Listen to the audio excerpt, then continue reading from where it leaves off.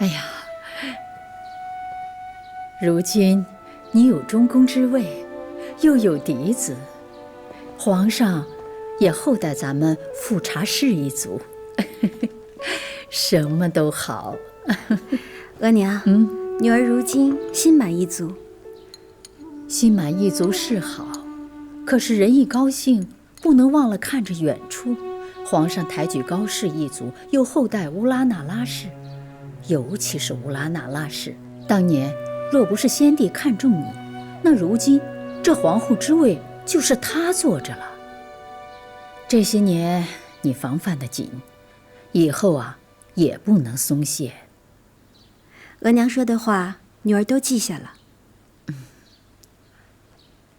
幸好啊，他俩虽然得宠，可一直都没有生育。女人嘛，说到底还是要靠子嗣的。额娘，女儿只要守住皇后的位子，便什么都有了。我不必事事与他们争，他们也不敢来冒犯我。哎呦，我的娘娘，你这话说得不错，可若真的什么都不做，怎么约束底下的嫔妃呢？那额娘的意思是，既然嫁了皇上，你就应该知道，这会子有前底的旧人，往后呢还有数不清的新人。做正妻的，要什么都得想到，但不必什么都做。有底下的奴才替你效劳，何必脏了你的手呢？啊？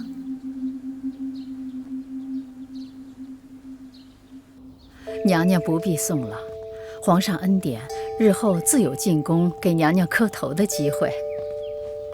娘娘，您可要千万保重凤体呀。那女儿就不送额娘了。哎，一会儿女儿要去如意馆请郎大人作画。哦，苏烈，替本宫送额娘出去。是。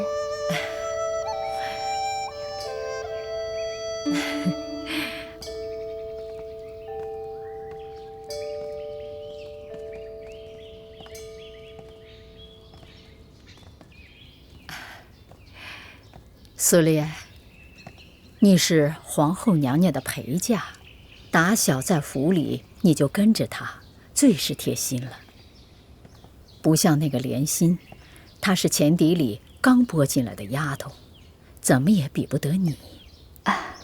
奴婢明白，莲心虽然聪慧，但伺候皇后娘娘晚，她若有什么想不到的，奴婢都会想着的。娘娘居上位，有很多事情啊，她也未必都能想得到。就算是你想到了，跟她说了，她也未必都能听得明白。如今呐，我人在宫外，也帮不上娘娘什么。有些事情啊，这宫里可全靠你了。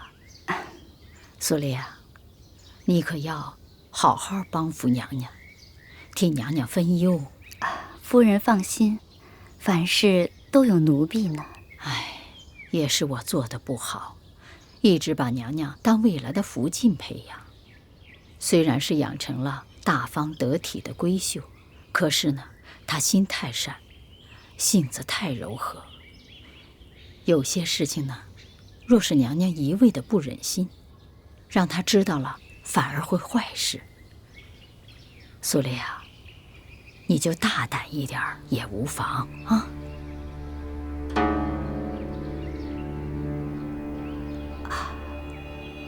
夫人，奴婢明白了，奴婢会替娘娘想着的。有些事奴婢能办的，就不会脏了娘娘的手。好一个丫头，有你娘娘的好日子，就不愁没有你自己的好日子。谢夫人。这我就放心了。这个意字极好，一次心，一次心一动。臣妾以为是一生一次心一动。这个解释好啊，朕喜欢。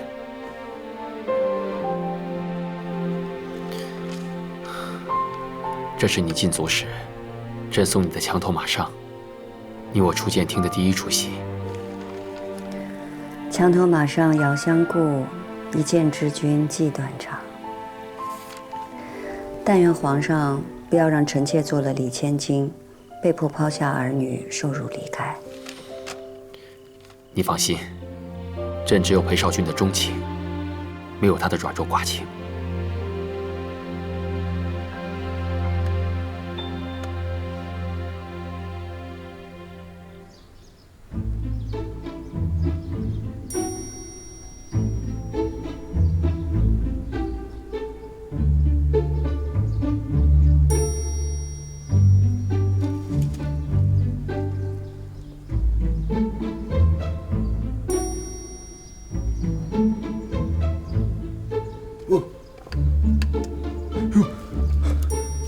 梁世宁见过贤妃娘娘。起来吧。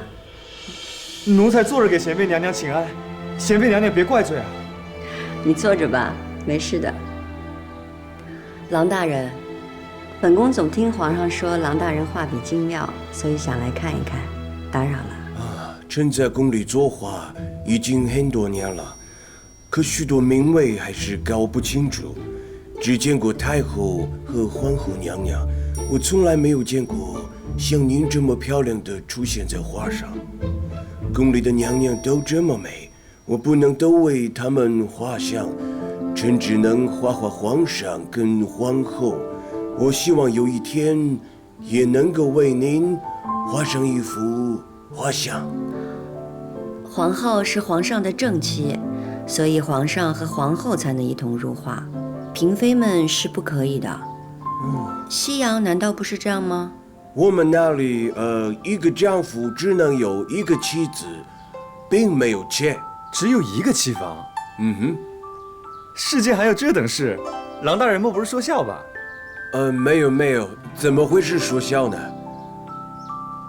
那郎大人的意思是在西洋，一个男人只对一个女人钟情，不会对旁的女人有情了？如果没有情了，男子可以离开已经不爱的妻子，女子也可以离开不爱的丈夫。这叫合理，好聚好散。在大清，民间可以，公主可以，可是嫔妃们不可以。如果没有感情了，女子为何不可以主动地提出分手呢？大人，您这是在乱讲吧？世上只有休妻，哪有休夫啊？臣每次这么说，别人都会这么认为的。主，郎大人就是乱讲，没人能信。时候不早了，咱们回去吧。郎大人，本宫告辞了，打扰了。恭送贤妃娘娘。奴才恭送贤妃娘娘。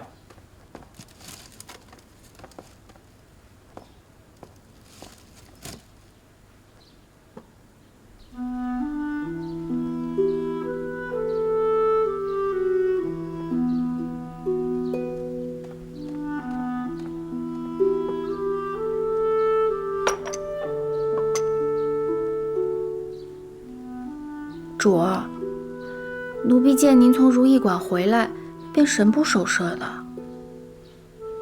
听了郎大人的一番话，倒像是被说中了心事。奴婢瞧那郎大人就是满口胡诌，哪有男子不爱美色不纳妾的？我怎么觉得这些胡诌是天下女儿的本性呢？您说什么呀？您受的搓磨还不够多吗？说这些话不怕又被责罚？我也就是说说，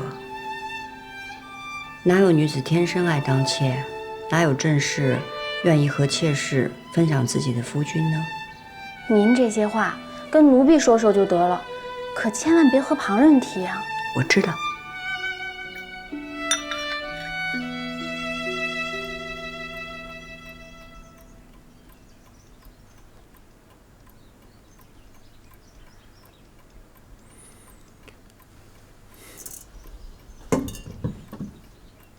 给朕。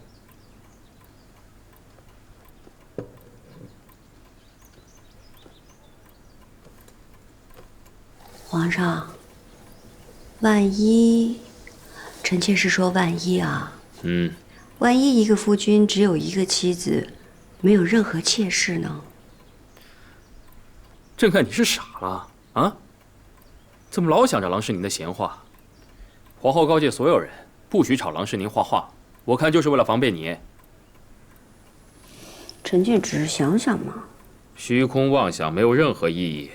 还好郎世宁年资深重，否则你们两个说话就不合规矩。臣妾知道。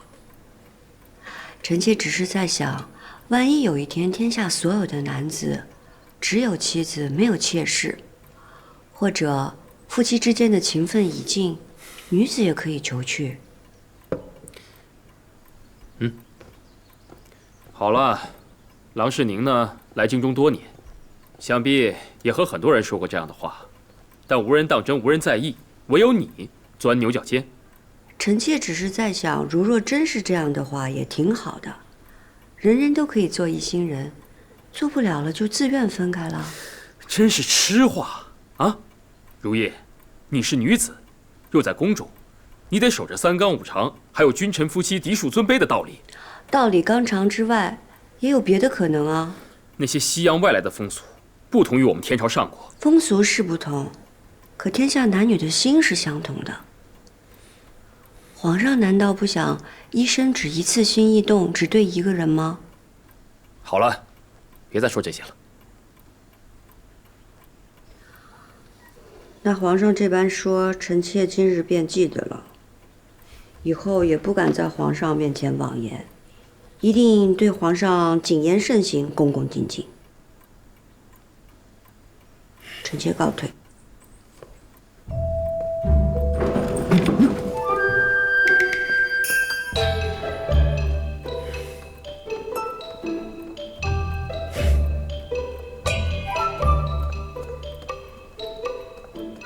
皇上，如意馆的人来了，问您是不是过去？不去了，朕没心思。这，哎，把朕推回去。这，慢点儿。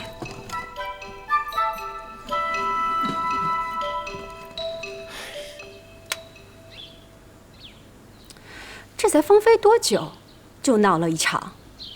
王卿说，皇上动气了。这贤妃，平常看着还像个样子，这起了性子的时候，着实不成体统。景仁宫都轰了，他还这么使性子，迟早得吃亏。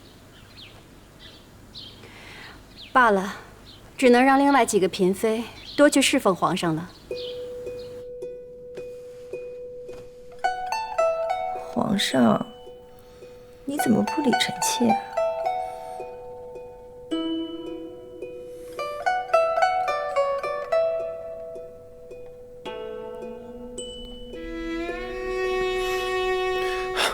朕乏了。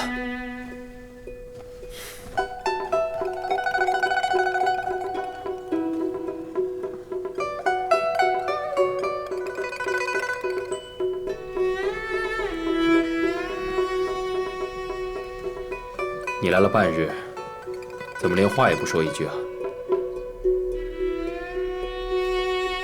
臣妾笨嘴拙舌的，说了怕惹皇上笑话。那你就继续做你的闷葫芦吧。您和皇上置气，可皇上倒好，今儿去贵妃那儿，明儿去嘉贵人那儿，就连最不得宠的婉答应都去养心殿侍候笔墨了，您还在这儿画什么呀？您是真不着急呀？他是皇上，我是妃子，我有什么办法？阿若姐姐，主才不会生了和皇上的情分呢。走进，走。阿若，把这儿收拾了。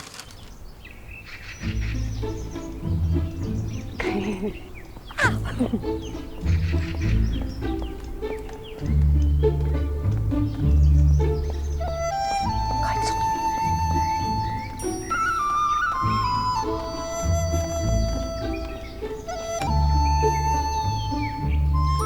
还有没有胡思乱想啊？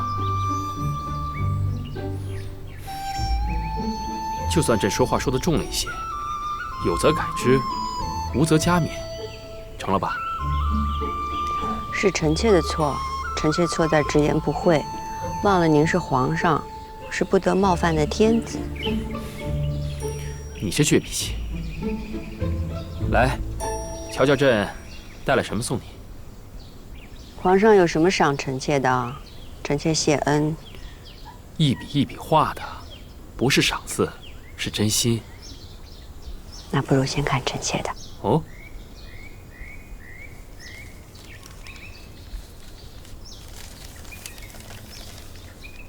哼哼。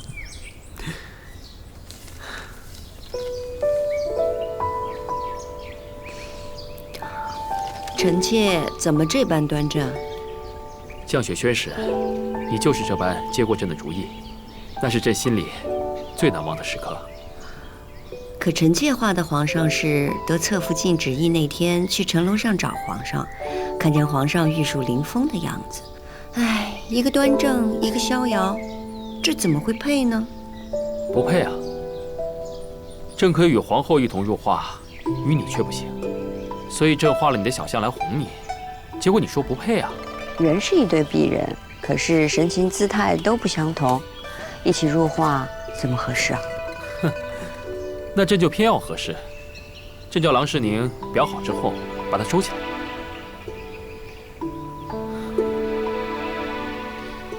今儿个天真热啊！您一直在用啊？是啊，朕一直带着它，这红丽清英。哪里会不般配？绣这块帕子的时候，臣妾还在淼云阁守孝，当时还叫青英。那时候臣妾以为再也见不到红丽了。哼，帕子上的青英红丽在一块儿，那我们也不会分开的。朕不会让你看不见朕的。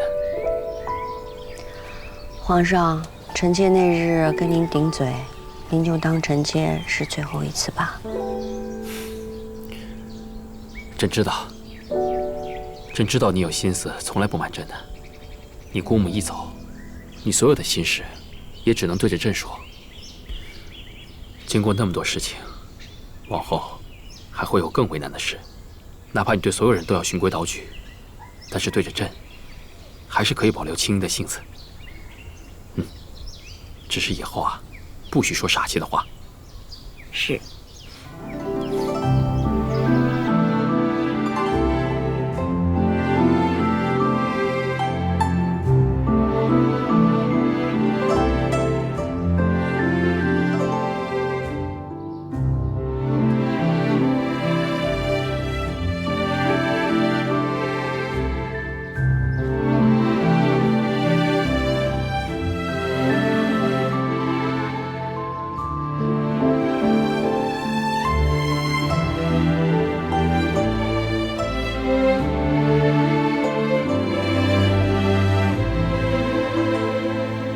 这花开得到喜庆，黄与紫都是尊贵之色，摆在慈宁宫很合适。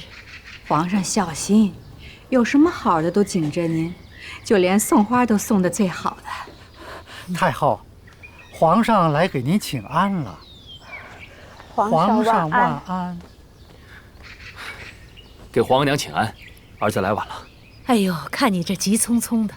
你这是打哪儿来呀？今儿在漱芳斋听了会儿戏，一时忘了时辰，事儿迟了。是和贤妃在一起？皇帝和贤妃感情要好，对吧？毕竟后宫也要注意雨露均沾。你若是整日和他在一块儿，容易让其他嫔妃眼热，也会让他们的母家不安心呢。是，皇娘的话。儿子都记住了。来，陪哀家进屋用膳。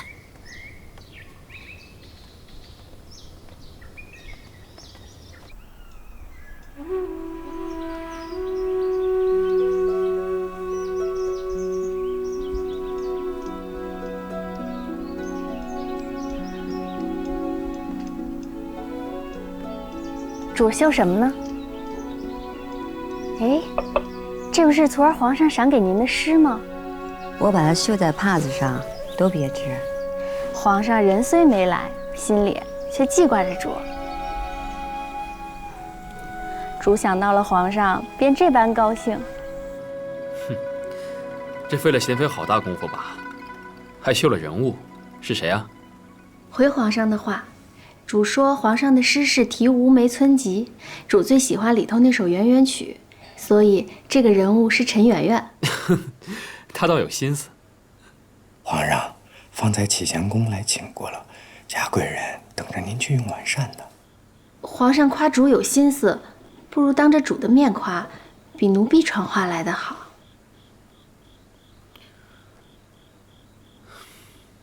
罢了，朕允了嘉贵人，去启祥宫吧。这是。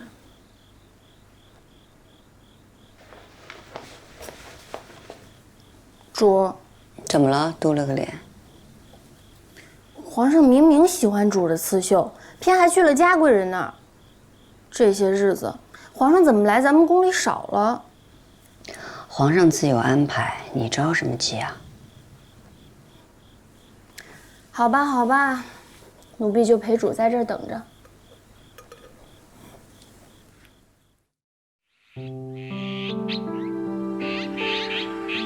给皇后娘娘请安。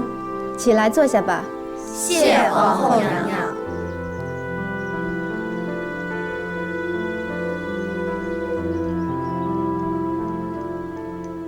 皇后娘娘今儿穿的这身衣裳，花样虽少，却以清朗为主，看着很是大气。娘娘衣上的折枝花针法，像是我大清刚入关时实行的绣法呢。可是夏宫里最时兴的，是在整件衣上满绣轻巧花样，会用金银丝线和米珠薄薄织起，或织金泥金，缀在江南最软的绸缎上，真的是又华丽又轻软。皇后娘娘，你身上这身衣服颇有古风，看着也很别致。那看来，大家还是觉得本宫这身衣裳不错了。是。本宫查看了内务府的账本，见后宫每年所费衣料之数甚巨。本宫的这身衣衫虽然是绣花，但疏落简朴，而你们所穿的衣服，且不论衣料，便是这刺绣一项，便所费太多。皇后娘娘说的是，可是咱们也不是用不起这些呀。后宫所事，民间往往追捧，所以才使得京城中江南所来的衣料翻倍而涨，就是绣工也愈加昂贵。如此下去，奢靡成风，还如何了得？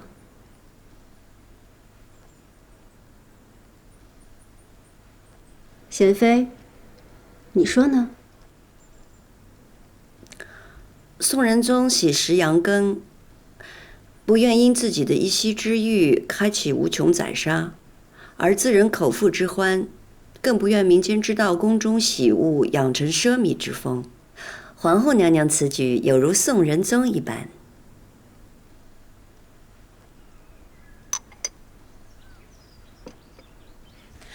皇后娘娘说的固然是，可是皇上一直都说圣祖和先帝励精图治，国富民强。便是国富民强，后宫也不能挥霍，否则祖宗们留下的基业还能经得起几代？本宫以身作则，效法祖宗旧制，从今日起，不再用江南所进贡来的昂贵衣料，不佩戴贵重首饰，平日里用的胭脂水粉和冬日里的炭火也要减半分发。便是协芳殿伺候阿哥公主的奴才们也要减半。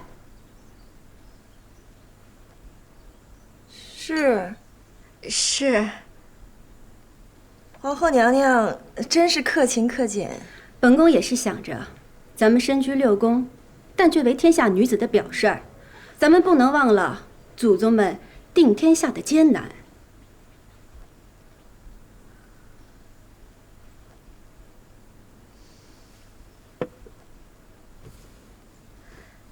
臣妾定当追随皇后娘娘。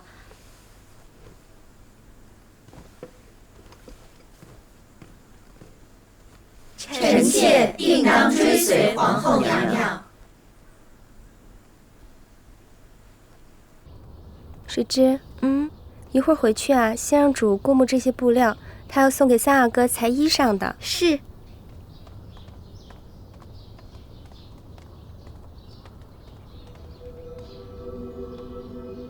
姜太医，这边请。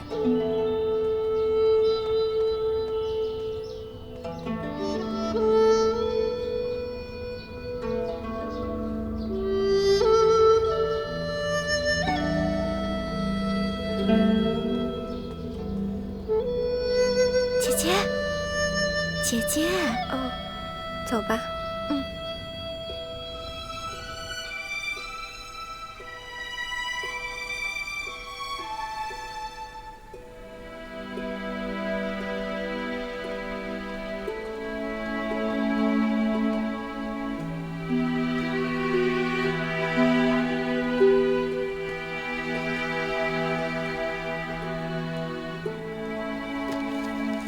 阿若，这书我还看呢。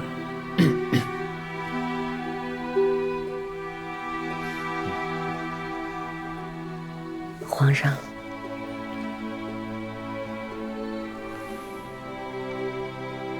怎么？这些日子许久未见，是不是朕的样子变了，才让你如此发呆？臣妾是有日子未见皇上了。但皇上容光焕发，可见素日保重。那朕没来的这些日子，你可有保重自己啊？很想保重，但就是见不到皇上。哼，朕这不是来了吗？皇上，这茶凉了，我让阿若给你换杯热的。阿若。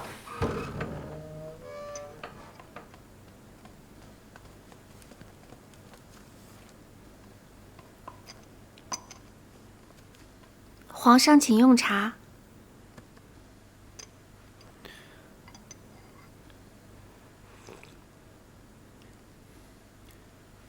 是奇云瓜片。奴婢估摸着皇上刚用了膳，天气冷了，难免多用荤腥。这茶消垢腻、去积滞，是最好的。千灵百丽，心思又细，是你调教出来的吧？这话都是主平日口里颠来倒去说的。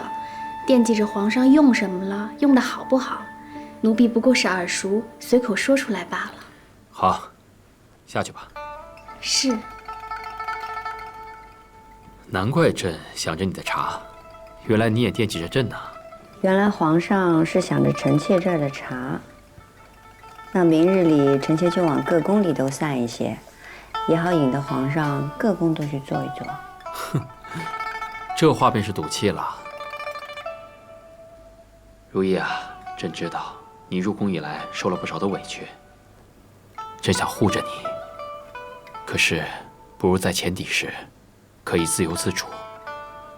所以为了朕，你忍一忍。王钦，奴才在。东西呈上来。这。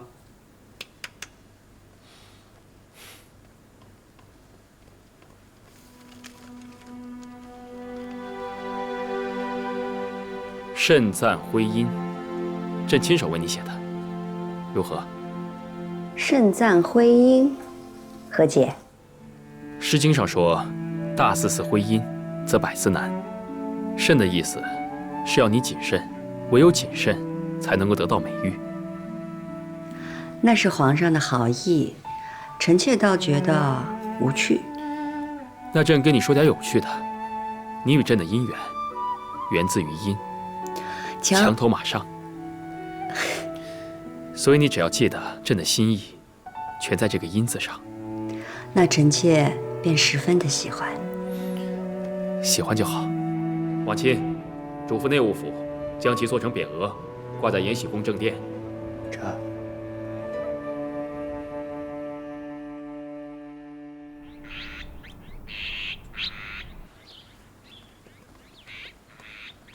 奴才给贵妃娘娘宜贵人、嘉贵人海常在请安。起来吧。谢娘娘。秦公公，今儿个怎么老董你过来了？皇后娘娘说啊，这不连着下了几天的雪，天气湿寒，特意吩咐太医院做了白花丹和海枯藤的香包给各宫佩戴，这能祛风湿、通经络。皇后娘娘真是体恤下情啊！可不是嘛。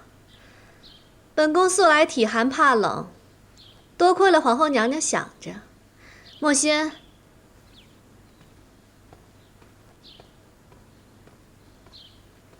奴才本该还要去启祥宫和景阳宫，那就一并交给宜贵人和嘉贵人了。有劳秦公公了。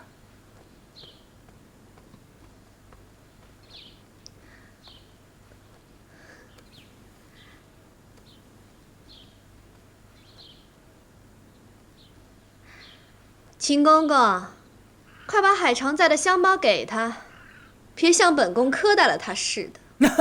那不能够，都有。来，拿来。那奴才就先告退了。有劳公公了。双喜，给秦公公封点银子送去。哎呦，那谢娘娘了。奴才告退。这香包可是娘娘的情谊，你们可别忘了时时带在身上。那是肯定要带的。得了，别杵在那儿了，回屋去吧。嫔妾告退。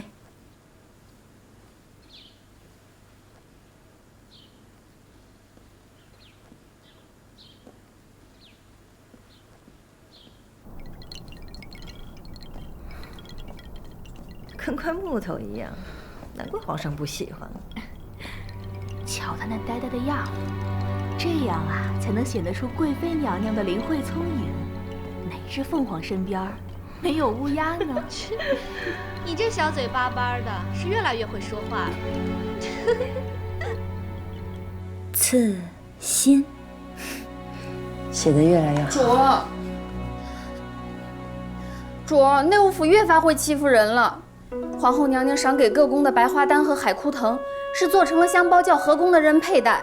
奴婢收下了，没仔细瞧，结果方才打开一看，里面的白花丹粉末全是次货。我想再问他们要，他们说太医院送来的就是这些了，没有更好的。奴婢就不信，贵妃那儿他们也敢送这样的。这香包缝制的松松散散的，针脚也不成个模样。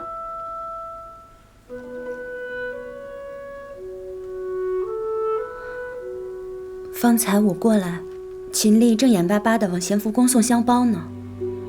这针脚跟用料，我看倒是挺好的。真是小人，这点小东西都要分高低。能用就行了，搁着吧。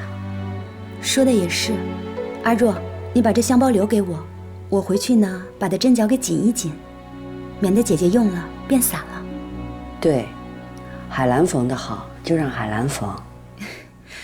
我最会这些功夫了，一定漂漂亮亮的给姐姐送回来。倒是便宜了秦丽那个狗奴才。左心姐姐，我一个人去就行了呀。你一个人去，万一内务府调那些，你怎么应付得过来啊？还是姐姐想的周全。江太医，左心啊。素心，你好吗？我挺好的。你是来替嬷嬷们诊脉吗？啊，我新进太医院3年，能为嬷嬷们诊脉，已经是福气了。你安心，以你的本事，迟早会有出头之日的。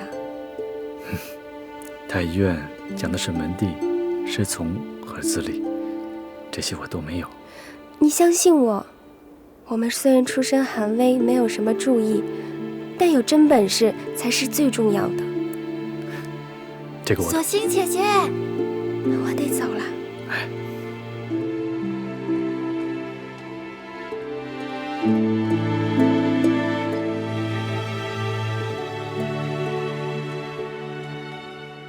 左心姐姐，这2个月去内务府，你都往这条路上走。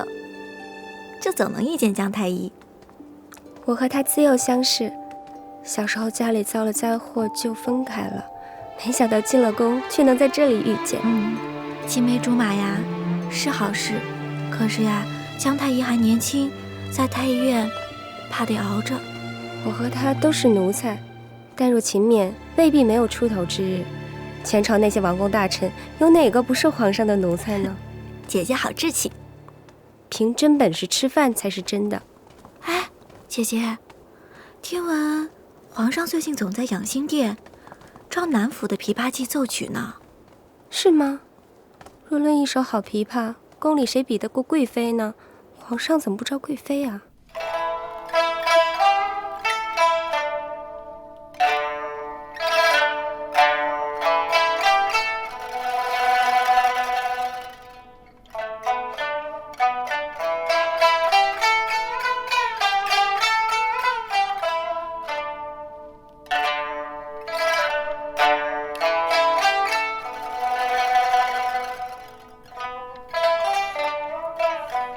停！有个音错了，是谁啊？是奴婢。曲艺不够娴熟啊。奴婢因为担心技艺不纯，所以分心弹错。只是若非精通琵琶之人，也未必能听出。皇上训斥，奴婢心悦诚服，甘愿领受。你是赞许朕的耳力过人？曲有误，周郎顾。你把朕比喻成精通音律的周瑜了？皇上有周郎风范，心胸更胜周郎许多，定会宽恕奴婢误弹琵琶之罪。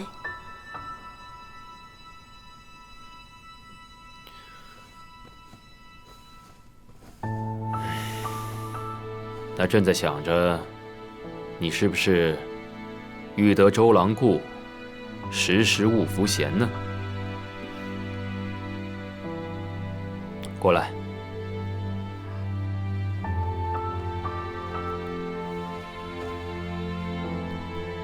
你叫什么名字？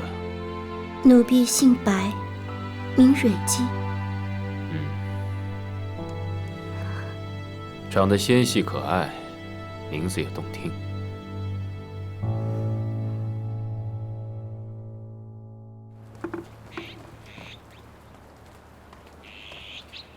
皇上说了，今儿琵琶弹得不错，只是合奏时有几个音差了啊。明儿午后照旧奉上。是。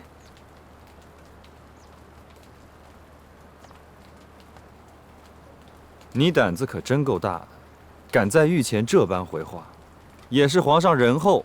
皇上当然仁厚无比。回去吧。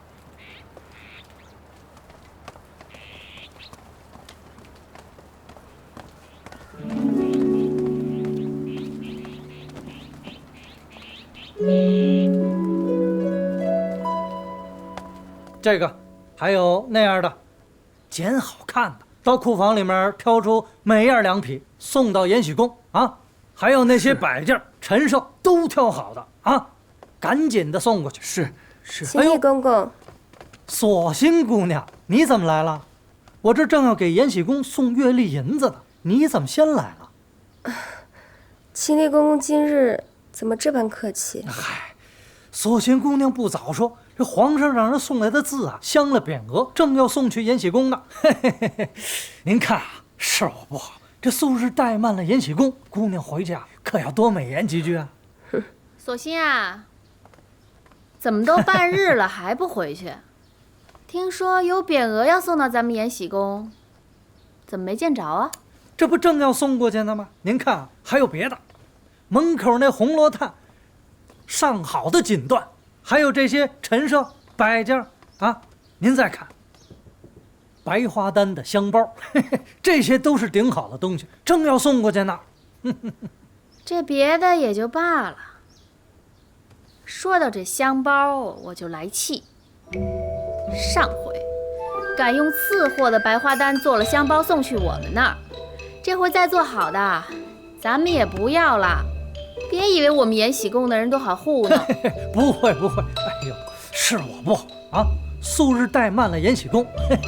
阿入姑娘别生气，您看，这回啊全都是好东西，这么漂亮的锦缎，这色儿那色儿的，跟阿若姑娘一样漂亮，我马上送过去。这些个东西还算能入眼。我们主是妃位，就算是一时凤凰被啄了羽毛，但皇上眷顾，是，立刻就能飞到彩云里头。没错。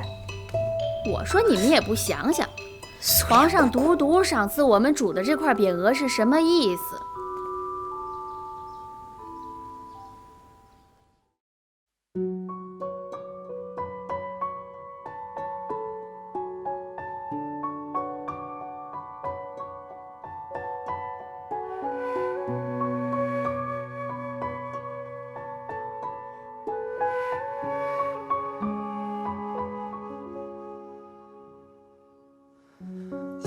醉了梅园，恍若人生是初见。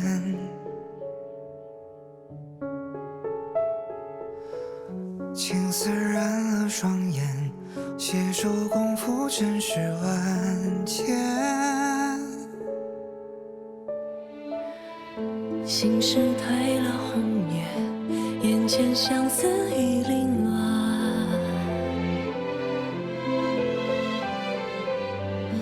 泪光藏了誓言，相约一生何曾改变？花开生烟花易残，谁在拨琴弦啊？寂寞深处人已散，独自唱离歌啊。暮色迟迟春已晚，人已入梦空嗟叹，任他似水流年。岁月分不清何处是轨迹，恨不知心底的在意。月光如水换尽了浮华的旧事，唯愿留一笔相依。漫漫长夜舍不下华发追青丝，不敢看已悄然。